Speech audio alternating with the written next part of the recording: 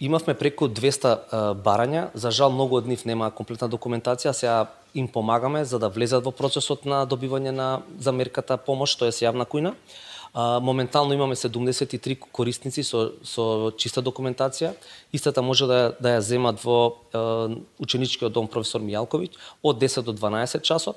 Веќе е разговарано со сите тие лица, дадени им се насоки како тоа ќе го спроведат, така да веќе се чинителите во тек што треба и како треба да направат.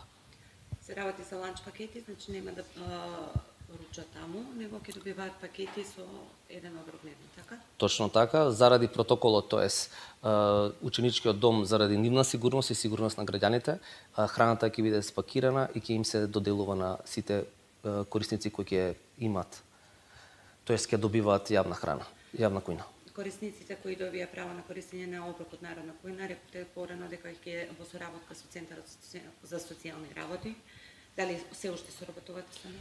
Точно така, благодарејќи на Центарот за социјална работа, ни даваат информации за сите тие луѓе кои веќе поднесуваат за јавната кујна при нив. Тие веќе имаат резервна листа, веќе ни даваат информации кои наши граѓани остваруваат права за да може да остварат фактички право субвенционирање на еден оброк. Колку го олеснува тоа процес? Па мислам дека моментално не го олеснува многу, бидејќи луѓето кои доаѓаат за жал немаат потпуна документација и сега имаме правна рамка каде што гледаме таа рамка да изнајдеме начин како да им помогнеме на тие категории, тоест најранливите категории во нашиот град.